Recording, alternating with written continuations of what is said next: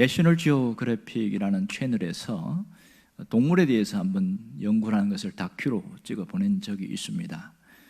거기에 보면 동물들이 상처를 받았을 때에 어떻게 치유를 할까, 그것이 상당한 궁금증이어서 조사를 하는데, 카메라가 앵글에 돌아가면서 백수의 왕이라고 하는 사자라에 대해서 취재를 한 적이 있어요.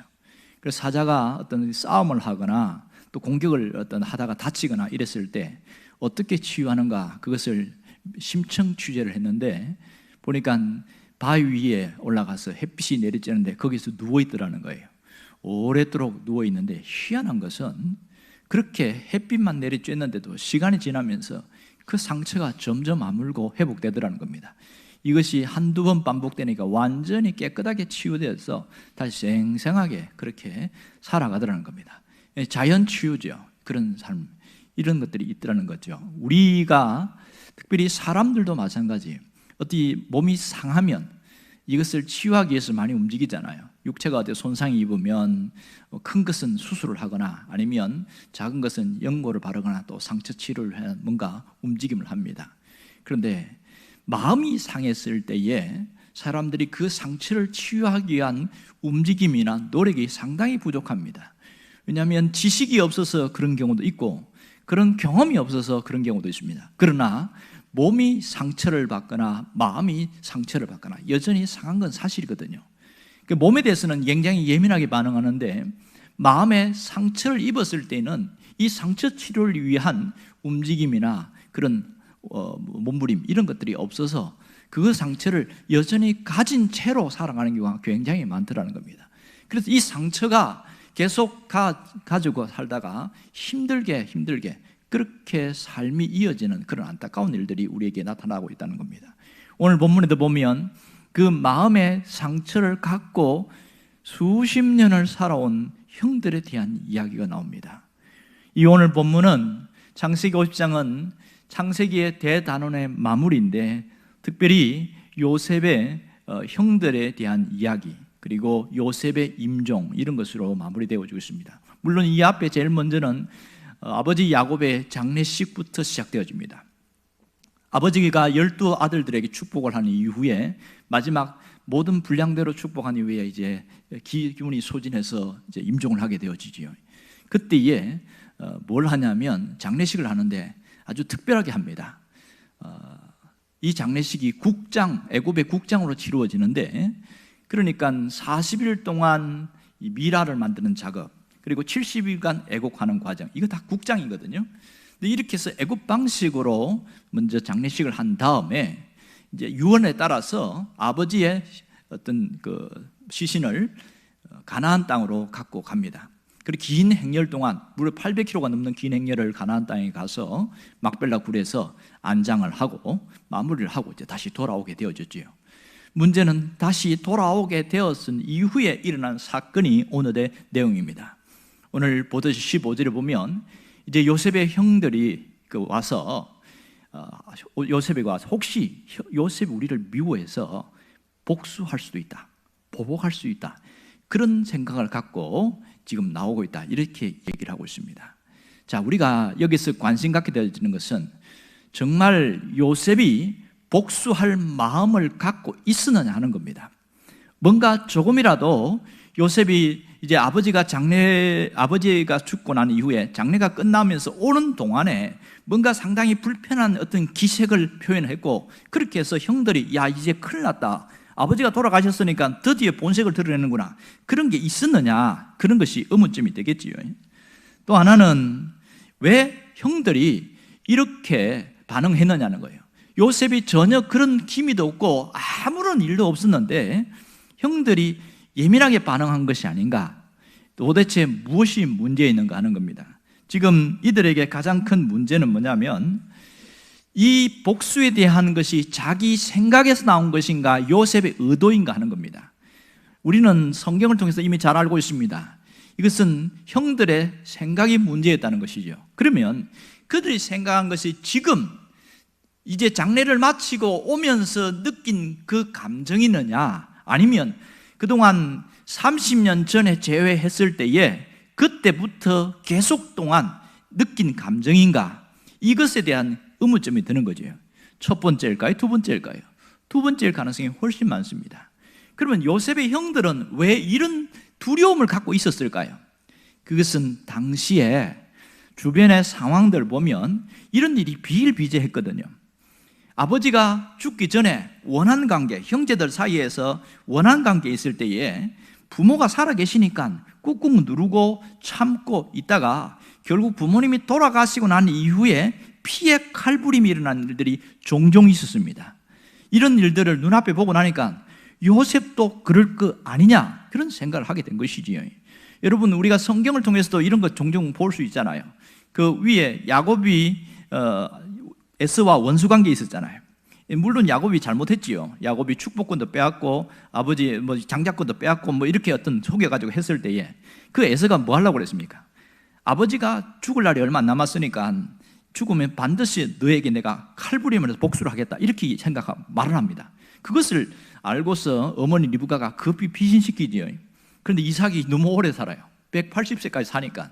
그래서 미수로 그치다가 한 번에 절호의 기회가 있었죠. 야곱이 20년 후에 다시 이 고향으로 돌아온다는 소식을 듣고 400명의 군사를 이끌고 가잖아요. 얼마나 원한의 사무소쯤엔 20년이 지났는데 400명을 끌고 갔을까요? 거기서 하나님의 전적인 개입이 없었으면 야곱은 100% 그 자리에서 즉사하고 끝났을 겁니다. 하나님이 도와주셔서 문제가 해결됐기 망정이지. 이런 일들이 당시에 가나안 땅이나 애굽 지역이나 이런 일이 비일비재하게 일어나고 있었습니다. 이제 요셉의 형들도 그런 것에 대해서 심히 걱정이 많은 것이지요. 야, 큰일 났다.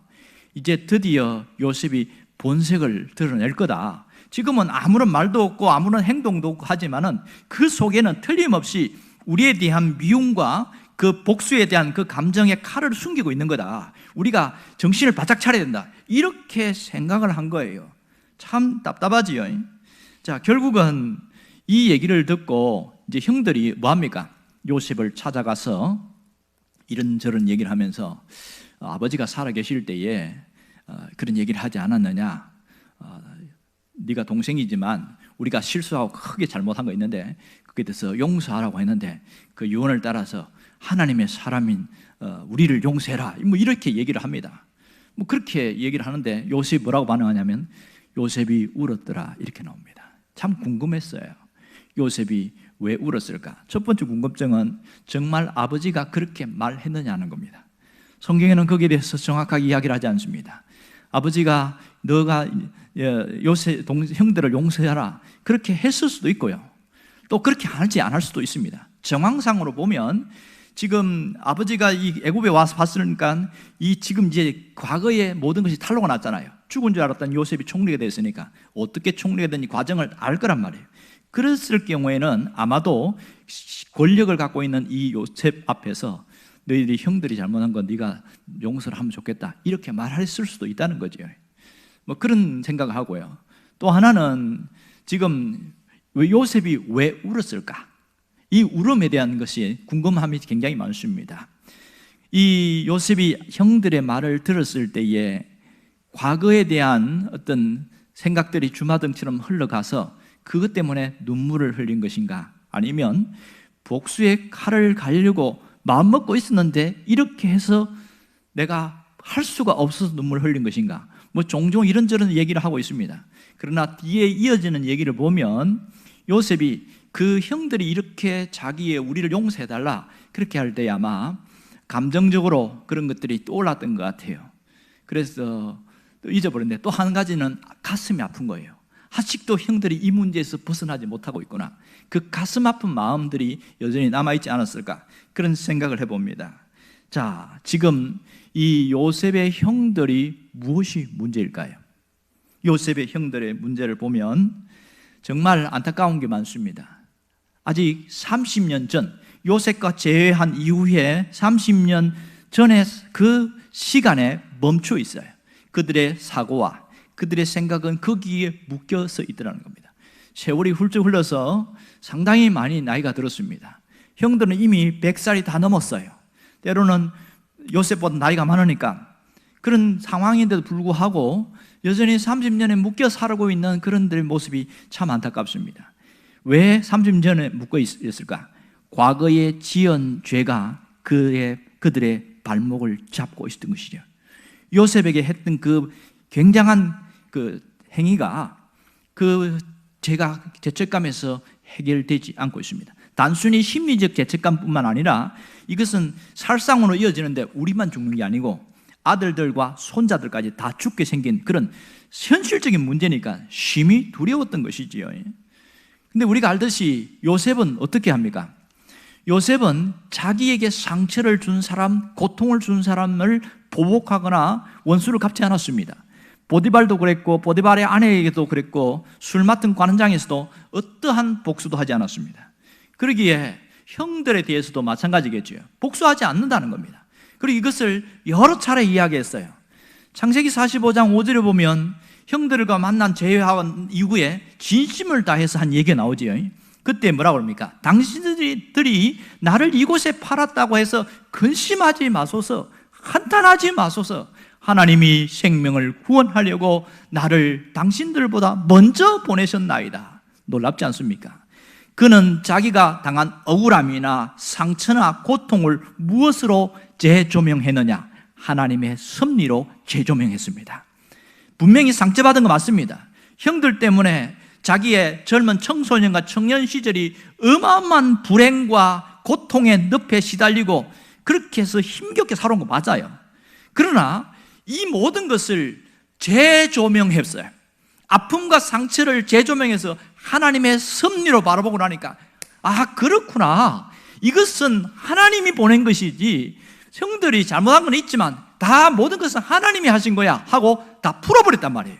그런데 누가 풀지 않았을까요?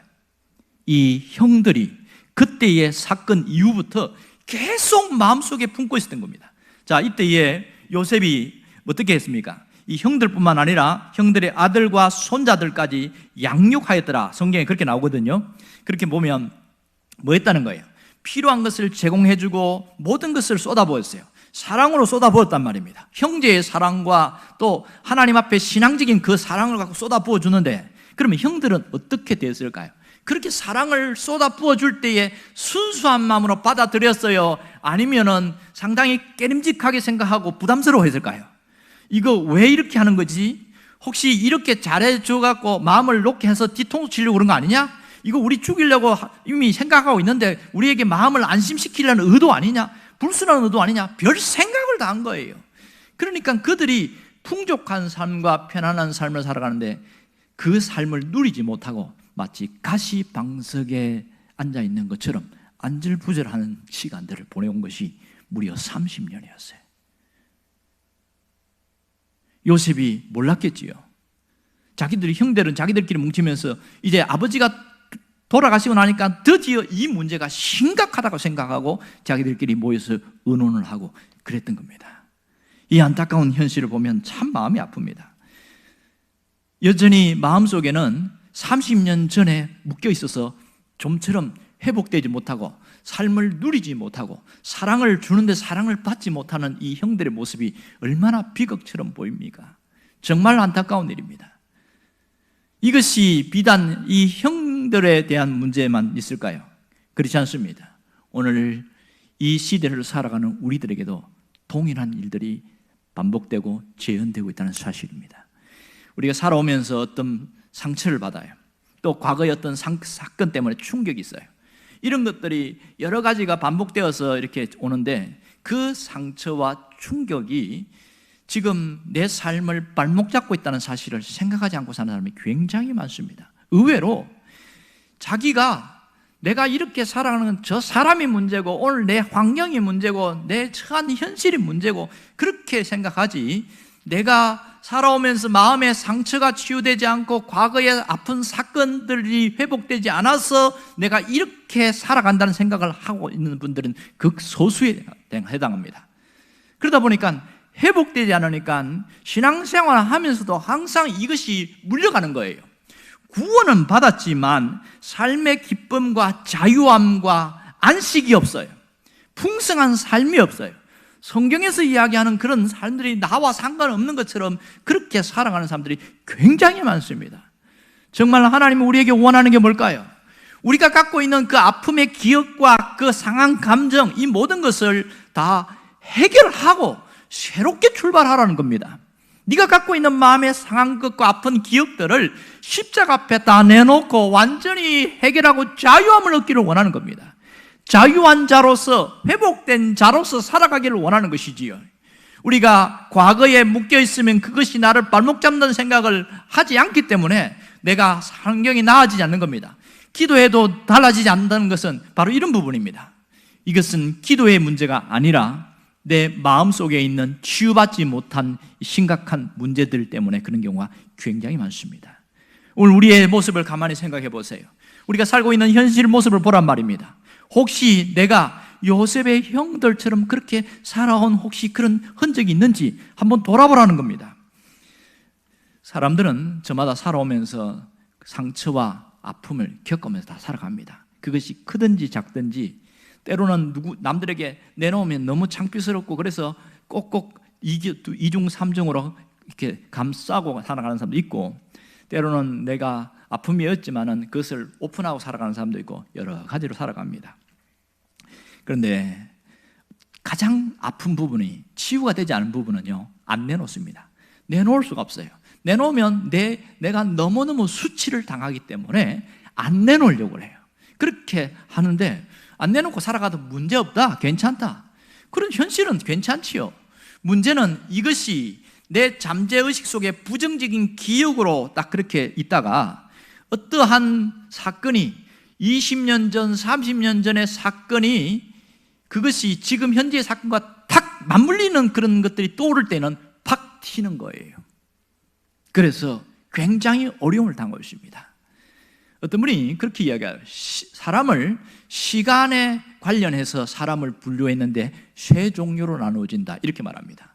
하나는 과거에 묶여있는 과거의 사람이 있고, 또 하나는 현실에 집착하고 있는 현실의 사람이 있고, 또 한 사람은 미래를 생각하며 나아가는 미래의 사람이 있다, 이렇게 이야기합니다. 과거의 사람은 한 걸음도 나가지 못하고 여전히 묶여있는 채 그 기억과 말들이나 모든 것이 과거의 이야기를 많이 한다는 거예요. 내가 과거에 어땠고 과거에 어땠고 항상 과거 이야기를 많이 한다는 거예요. 그래서 현실의 사람은, 현재의 사람은 지금 현재 이야기만 끊임없이 하고 현재 이것만 이야기한다는 거예요. 이것만. 안 좋으면 안 좋은 대로, 좋으면 좋은 대로, 그냥 이것을 그냥 있는 대로 내놓는다는 겁니다. 그러나 미래의 사람은 그것을 뛰어넘어서 미래에 대한 새로운 소망과 비전과 자기 나름대로의 계획을 생각하면서 앞으로 지금은 이렇지만 내가 미래는 이렇게 될 거야, 그렇게 생각하고 또 그렇게 말을 한다는 거예요. 이게 미래의 사람, 세 종류가 있다는 겁니다. 여러분은 어떤 종류의 사람입니까? 가장 나쁜 것은 과거의 사람입니다. 과거에 매여 있고 과거에 묶여 있는 사람이 제일 안 좋습니다. 신앙생활을 하면서 이 부분이 해결이 되지 않으면 우리가 행복한 신앙생활을 할 수 없을 뿐더러 내 삶이 나아지고 회복되는데 어마어마한 걸림돌이 된다는 것을 잘 모르고 살아갑니다. 과거에 묶여 있으면 생각과 말과 행동, 가치관이 여전히 과거의 사람이기 때문에 한 걸음도 나아갈 수 없다는 것이 안타까운 일입니다. 왜 과거에 묶여 있는 게 나쁜 줄 아세요? 과거의 그 상한 감정, 과거의 마음의 상처, 이것이 나를 붙들고 있어서 변하고 싶어도 변하지가 않고 나아지고 싶어도 나아지지 않는다는 거예요. 성격이 오히려 더 뒤틀어지고 또 삶, 마음이 또 완악해지고 삶이 점점 더 피폐해지는 것은 이 과거의 상한 감정을 가진 채 살아가고 있기 때문이다, 그렇게 이야기합니다. 이렇게 상한 감정이 자기 안에서 이 또아리처럼 이렇게 틀고 있으면 그 사람은 어떤 일들이, 현재 어떤 일들이 생길 때에 감정 처리를 잘 못한대요. 그 어떤 상담학을 공부한 사람, 심리학자들의 얘기를 보면 저 사람이 좋은 것이든 나쁜 것이 어떤 일들이 탁 터질 때에 그것이 자기가 마음이 이미 상한 채로 그것이 한 켠 한 켠 계속 쌓여 있어가지고 감정 처리가 아주 능숙하지 못하고 미숙한 채로 살아가고 있다, 이렇게 이야기합니다. 그래서 상당히 예민해진다는 거예요. 원래는 순수하고 착했는데 마음이 강팍해져 있는 모습은 바로 이러한 상처들이 치유가 되지 않아서 나타나는 현상이다, 거의 맞는 얘기였습니다. 또 하나는 뭐냐면 과거의 상처가 치유되지 않으면 그게 묶여서 한 발자국도 나가지 못한다는 겁니다. 우리가 살다 보면 어떤 일에 결정적인 전환점이 일어나는 일들이 종종 생겨요. 그런 내 삶의 전환점이 일어나는 일 속에 있는데, 그런데 이 과거의 상처가 크면 클수록 그런 결정적인 때에 이것이 팍 튀어올라가지고 딱 발목을 잡는다는 겁니다. 발목을 잡고 꼼짝도 못하게 만든다는 거예요. 어떤 중요한 결정을 해야 되는데 잘못된 결정과 판단을 내리고 또 우물쭈물 하다가 기회를 날려버리고 이런 일들이 굉장히 많다는 겁니다. 이것이 자기가 왜 이렇게 행동하는지 잘 모른대요. 그런데 정말 치유되고 회복된 사람들의 모습을 보면 그것이 정말 맞다는 것을 알 수 있습니다. 어떤 분은 자기가 아버지에게 상당한 폭언과 폭행을 또 이 말 듣고 또 학교에서 중학교 때인가 왕따를 당하고 이런 심한 경험이 있는 분이 있어요. 머리는 똑똑하고 아주 지혜로운데 이 여자분이 취직을 해서 직장 생활을 하는데 결혼을 못 하는 거예요. 왜 결혼 못 하냐? 남자를 늑대로 알고 남자를 원수로 하는 거예요. 그것이 과거에 아버지의 폭언과 폭행이 영향을 받았고 중학교 때에 심하게 왕따당한 것이 영향이 받는데 그것에 대해서 굉장히 어려움을 겪었어요. 이분이 신앙생활을 합니다. 그런데 기도 열심히 해요. 은혜 억수로 많이 받습니다. 수직적인 하나님과의 관계는 아무런 문제가 없어요. 그런데 수평적인 관계에서 이게 원활하지 않는 거예요. 성도들과 친하지 않고 나만 있으라고 딱 거리를 두고 뭐 이런 일들이 생겨요. 한 번은 자기가 왜 내가 이런 삶을 살까 그런 심각한 고민을 하다가 어떤 상담소에다가 문의를 해서 나를 찾고 싶습니다 이렇게 하면서 어떤 계기가 돼서 갔는데 몇 번 보통 이제 상담소에서 하면 10회차, 12회차, 때로는 15회차 이렇게 해서 상담을 하는데요. 차근차근 가보니까 그것이 드러나는 거예요.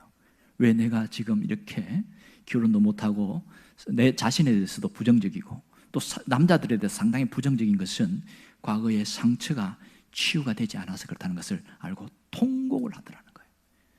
자기는 모르고 살아왔거든요. 내가 이렇게 살아온 것이 그때 그 아픔이 그때 드러나니까 너무너무 힘들었는데 그 상담사가 상당히 또 신앙인이었고 그리고 상당히 지혜롭게 해서 그 아픔을 다 어루만지면서 회복시킨데 그 마들 회차가 끝나갈 무렵에 완전히 자유해버렸어요. 완전히. 그래서 이 사람이 더 이상 자기가 과거에 묶이지 않고 새로운 삶을 나가는데 딱 특징이 뭔지 아세요? 진짜 얼굴이 환한 거예요. 기분이 좋아서 환한 게 아니라 자기 마음에 묶여있는 모든 것이 그 고민과 의문스러운 것이 다 풀리고 나니까 자유한 자가 되어진 거예요. 회복한 자유인 이렇게 살아가더라는 겁니다. 정말 놀랍지 않습니까? 여러분, 우리가 이 과거에 묶여있는 것이 얼마나 무서우냐면 이것이 내 속에 마음의 병이 되어져요. 병이 되어지면 그 병이 우리의 삶에 책임 회피로 돌아옵니다. 뭔가 내가 책임지지 하려고 하고 피하려고 하고 이런 것들로 나타나고요. 마음의 병은 심리적인 부분이 큰 영향을 주는데 분노나 우울증이나 정신질환이 왜 아무리 기도해도 치유되지 않는 이유는 이 과거에 묶어있는 상처 때문에 그렇습니다. 이것이 신앙생활 하는데도 굉장한 영향을 주고 있습니다. 신앙생활을 하긴 하는데 어쩐지 행복하지 않는 거예요. 신앙생활 하는데 기도는 하는데 내가 마음이 편하지가 않아요. 예수를 믿었는데 기쁨이라는 것을 잘 못 느껴요. 행복이라는 것을 잘 못 느껴요. 감사는 좋은 것 있으면 감사는 하는데 그 감사함이 내 삶에 깊이 내려가지를 못해요. 얼마나 불행한 일입니까? 이렇게 살아가는 사람들이 상당히 많습니다. 여러분, 하나님은 우리가 마음의 상처나 과거에 묶여있는 채로 족쇄처럼 그렇게 살아가기를 원치 않습니다. 하나님은 내 마음에 있는 상처는 있지만 치유된 자로 살기를 원하셔요. 내 아픈 과거가 있지만 그 과거에 묶여있지 않기를 원합니다. 그것이 나를 발목을 잡는 족쇄가 되지 않기를 원한다는 사실입니다. 여러분, 우리가 크고 작은 일들이 우리의 삶을 지나가지만 그것이 내 삶을 묶는, 발목을 잡는 족쇄가 되면 절대로 안 됩니다. 이것을 완전히 끊어버려야 진정한 자유한 삶을 살아갈 수 있거든요. 어떤 분이 그러더만요, 우리의 삶은 마치 부둣가에 정박한 배와 같다, 이렇게 이야기합니다. 선착장에 배를 정박할 때 뭐합니까? 배와 배를 밧줄로 갖고 이렇게 묶어놓지요. 떠나가지 않도록 그렇게 해놓는단 말이에요. 어떤 분이 그랬대요. 정신없이 이렇게 뛰어가지고, 이제 작은 배인가 봐요. 그렇게 해서 이제 앞에 엔진을 켜고 뭉 하고 이렇게 틀어가지고 가는데, 배가 쭉 가다가 왼쪽으로 갔다가 또 가다가 오른쪽으로 갔다가 엔진이 돌아가니까 배가 안 나가더래요. 이상하네, 오늘따라 이 배가 미쳤나? 왜 배가 앞으로 안 나가고 왔다 갔다 옆으로 가냐? 그래서 나중에 알아보니까 세상에 그 밧줄을 풀지 않고 그냥 냅다 그냥 시동을 걸어가고 갔다는 거 아니겠어요? 웃지 못할 이야기가, 이게 우리가 살아가는 사람들 중에도 이런 사람이 있다는 겁니다. 이 밧줄이라는 것은 마음의 상처가 우리의 삶을 나아가지 못하게 하는 밧줄 같은 존재로 있을 때가 많습니다. 뭔가 중요한 결정을 할 때에 그것을 안절부절하면서 하지 못하게 하고, 내가 뭔가 때로는 담대하게 나아가야 되는데 두려움 때문에 부들부들 떨게 하고, 사람에 대한 분노 때문에 그 감정이 치유가 되지 않아서 여전히 상당히 예민한 상태로 살아가고, 이런 일들이 얼마나 많은지 몰라요. 정말 마음의 상처는 치유되고 회복되어야 됩니다. 마음의 상처가 회복되어야 앞으로 나아갈 수 있고, 마음의 상처가 치유되어야 미래가 열리게 되어집니다. 여러분, 존 엘드라지가 쓴 마음의 회복이라는 책이 있습니다. 존 엘드리지인가, 그렇지요? 엘드리지가 쓴 마음의 회복이 2004년도에 우리나라에 번역됐는데, 이분은 영성 사역자고 상담가기도 합니다만, 이제 이분이 한 얘기 중에 이런 얘기했어요. 사람은 누구나 상처를 받고 살아간다. 이 땅을 살아가면서 상처받지 않고 살아가는 사람은 아무도 없다, 이렇게 이야기를 하면서, 이 땅에서 상처는 받을 수 있으나 그 상처를 평생 안고 사는 것은 가장 불행한 일이다. 상처는 치유되어야 한다. 정말 맞습니다. 내 마음에 상처가 치유되지 않으면 그것이 나를 묶어서 살긴 살아가지만 내 삶이 더 나은 삶을 살아가는데 굉장한 방해를 하고 있다는 사실입니다. 오늘 우리에게 정말 필요한 것이 뭘까요? 내 상처 회복을 위해서 가장 필요한 것은 용서입니다. 무슨 용서일까요? 내가 하나님 앞에 용서받음에 대한 자유함이 없을 때에 그 죄책감으로 나타납니다. 죄책감의 고통, 이것에부터 용서받음이 필요하다는 겁니다. 사람이 죄책감을 못 느끼는 것도 아주 나쁜 거예요. 왜 죄책감을 못 느끼냐면 사람의 마음이 완악하고 강팍하면 못 느낍니다.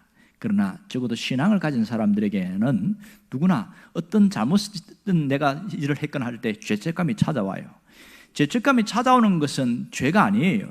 잘못된 게 아니랍니다. 정상인데, 문제는 그 죄책감을 계속 품고 살아가는 것이 심각한 문제가 된다는 겁니다. 우리가 하나님 앞에서 내가 잘못된 것을 갖고 나오기만 하면 하나님은 우리의 모든 죄를 사하신다는 것을 잊지 않기를 원합니다. 예수님이 오신 목적도 그거잖아요. 우리의 죄를 짊어지고 주님이 가셨어요. 그래서 우리가 고백만 하면 주님이 뭐 한다고 했어요? 너의 죄가 깨끗하게 되리라. 깨끗하게 되리라. 죄를 사해 주셨단 말이에요. 근데 주님은 2000년 전에 죄를 사해 주고 갔지만 문제는 우리 마음이에요. 우리 마음에 그 죄책감이 해소가 되지 않아서 문득문득 나를 짓누르고, 너는 죄인이야, 너 같은 인간이 그렇게 해서 뭐 예수 믿는다고 할 수 있어? 그러면서 끊임없이 괴롭힐 때가 있단 말입니다. 그럴 때 굉장히 어려움을 당해요. 언젠가 젊은 청년들이 수련회 가서 회개하고 은혜를 받고 난 다음에 거기서 자유를 얻고, 그리고 진지하게 목사님과 상담한 분이 있습니다. 목사님, 사실은 제가 이런 죄 때문에 회개를 했는데 아직도 내 마음이 시원하지가 않습니다. 그랬더니 딱 한마디, 회개 더 하세요, 그러는 거예요. 그래요? 하고 그날 또 열심히 회개했어요. 그러고 나서 목사님, 너 다 좋아졌어요, 그러는 거예요. 1년 후 또 찾아왔습니다. 목사님 그때 내가 회개했는데 또 마음에 자꾸 죄책감이 들어요. 그랬더니 뭐라고 그러냐면 회개 더 하세요 이러는 거예요. 되게 진부한 얘기를 하죠. 그래서 또 시킨 대로 했대. 그런 다음에는 안 찾아오는 거예요.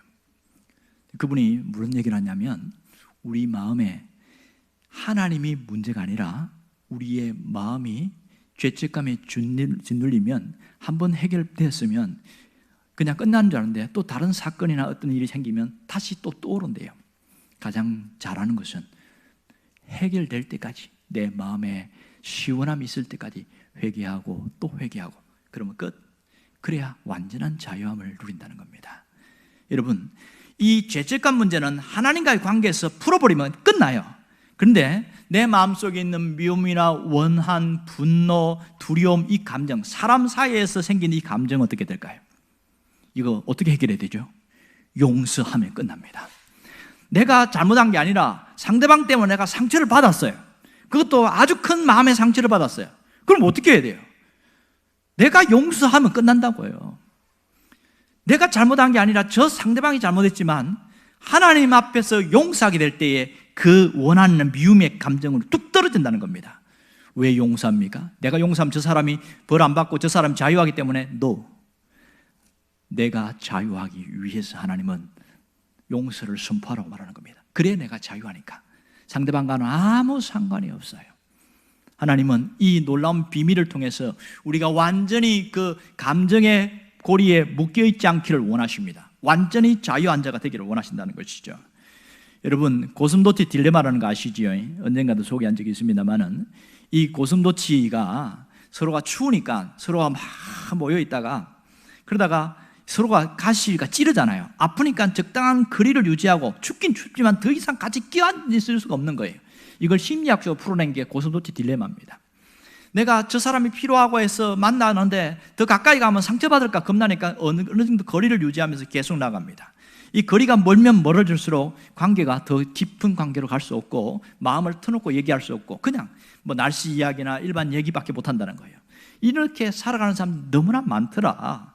그런데 문제는 이 고슴도치 딜레마 속에 살아가는 사람들이 자기가 불행하면 상대방도 불행하기를 원한다는 거예요.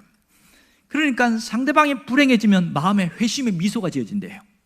이런 이상한 마음을 갖고 있어서 나도 망하고 너도 망하고 그래야 마음이 평정이 된다는 겁니다. 안타깝지요. 오늘 우리가 내 마음을 풀지 못하면 이런 고슴도치 딜레마에 빠질 가능성이 굉장히 많습니다. 정말 하나님은 우리의 막힌 담을 열고 열린 인생이 되기를 바라고 있습니다. 과거의 상처나 또 과거의 어떤 사건들 때문에 묶여있지 않고 완전히 자유한 자가 되기를 원하고 계셔요. 여러분, 상처는 반드시 치유받아야 됩니다. 내가 하나님이 원하는 대로, 하나님 바라는 대로 내가 치유받았다는 것을 어떻게 할 수 있을까요?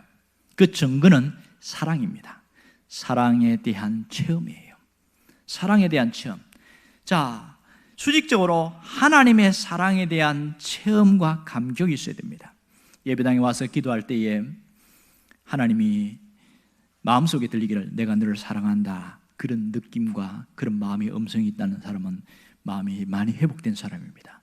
그러나 예배당에 와서도 여전히 그걸 못 느낀다면 한켠에 내 마음에 상당히 불편함이 있다는 것을 우리가 인지하게 되지요. 자, 하나님이 사랑을 부어주시는데 무감각한 사람들이 있습니다. 그런데 그것이 깨져야 돼요. 왜 하나님의 사랑을 내가 못 느낄까요? 하나님 왜 그럴까요? 그렇게 기도할 게 아니라 내 마음에 치유가 되지 않았구나, 이게 생각해 봐야 되고, 또 하나는 수평적으로 사람과 사람 사이에 순수하게 그 마음을 받을 수 있다면 이 사람은 치유된 겁니다. 그런데요, 대부분 상처가 있고 마음이 삐뚤어진 사람은 상대방이 나한테 잘해줘도, 상대방이 긍정적으로 얘기해줘도, 칭찬을 해줘도 그것을 왜곡되고 굴절되게 받아들인다는 거예요. 뭔가 나한테 바라는 게 있어서 그렇지, 뭔가 저 사람이 흑심이 있어서 그런 거지, 이렇게 받아들인다는 거예요. 진짜 순수하게 사랑을 이렇게 주고 해도 그거는 뭔가 다른 속셈이 있을 거야, 이렇게 생각한다는 겁니다. 누가 그랬어요? 요셉의 형들이 그랬습니다. 요셉은 완전히 자유한 자였습니다. 하나님의 섭리라는 것으로 자신을 완전히 재조명하고 난 다음에는 형들을 정말 순수한 마음으로 대했고 진실로 대했고 사랑하면서 아낌없이 줬단 말이에요. 자기가 권력을 갖고 있는 동안에는 우리의 형제들과 또 밑에 손자들과 이런 사촌들에게는 아낌없이 사랑을 쏟아주고 공급을 해줬는데, 여전히 그 형들은 30년째 묵겠어. 저러는 거 분명히 의도가 있는 거야. 저렇게 잘해주는 척 하다가 결정적으로 뒤통수 치려고 그러는 거야. 끊임없이 그 생각 때문에 뭐가 없어요? 그것을 순수하게 받지를 못하는 거예요. 고마움으로 받지를 못하는 거예요. 여러분, 사랑을 사랑으로 못 느끼고 순수한 마음을 그렇게 받아들이지 못하는 사람의 정상이 뭔지 아세요? 고마움을 몰라요. 이것이 진짜 고마움인데 고마움을 모르니까 고마움을 표현하지도 않아. 당연하게 받아들이는 거예요. 혹시 우리 안에 내 마음에 당연함으로 여겨졌다면 정말 정신 차려야 됩니다. 내 마음에 어딘가 고장이 날 수도 있어요. 고마움을 알고 고마움을 표현할 줄 아는 것은 순수한 마음을 가진 사람들에게 나타난 현상이고요, 상처가 치유된 사람이 나타나는 놀라운 현상입니다. 정말 우리에게 필요한 것은 하나님이 사랑을 부어줄 때 그 사랑을 느끼고 체험할 수 있어야 돼요. 그러려면 마음을 활짝 열어야 됩니다. 내 마음을 열고 내가 뭔가 아픈 부분이 있다면 하나님 앞에 내어놓고, 하나님 내가 이게 아파요, 이게 문제예요, 주님 나를 고쳐주세요, 십자가 앞에 내어놓고 나가기만 하면 주님은 내어놓을 때마다 치유하십니다. 여러분이 열린 마음으로 나올 수 있기를 원합니다. 적극적인 마음으로 나가야 돼요. 하나님의 사랑을 쏟아부어줄 그 사랑을 받는 게 왜 중요한지 아세요? 그 사랑을 받아야 내 마음의 상처가 치유됩니다. 주님은 예배 시간마다 늘 우리의 그 사랑을 쏟아부어주고 계셔요. 로마서 5장 5절에 그 얘기하고 있는 거 아시지요? 유명한 이야기라고 있습니다. 우리에게 주신 성령으로 말미암아 하나님의 사랑이 우리 마음에 부음받음이니. 왜 예배가 소중한 줄 아십니까? 하나님의 사랑을 우리에게 부어주는 시간이거든요. 왜 사랑을 받는 게 중요하죠? 그 사랑을 충분히 느끼고 부음받아야 상처가 치유되거든요. 오늘 상처가 치유된 사람들 해야 될 일은 뭘까요? 회복된 자는 요셉처럼 살아가는 거예요. 요셉처럼 상처가 있었지만 상처에 짓눌리지 않고 자유한 자로 살아가고, 또 그것을 나누어주고, 상한 자가 있단 말이에요. 아픈 자가 있어요. 그들을 찾아가서 위로하고 격려하고, 그러면서 힘을 주고 살아날 수 있도록 돕는 역할, 이것이 요셉처럼 살아가는 겁니다. 오늘 관계 회복이나 뭔가 뒤틀림이 있다면 내가 직접 찾아갈 수 있기를 바랍니다. 그래서 자기가 잘못한 것을 용서해달라고 얘기할 수 있는 것이 하나님의 사랑을 받은 자고 치유받기로 원하는 사람이 해야 될 신앙적 표현입니다. 여러분은 이제는 내 마음의 발목을 잡고 있는 모든 과거나 그 마음의 상처를 완전히 치유받아서 자유한 신앙인, 회복된 신앙인으로 살아가기를 주의 이름으로 축원합니다.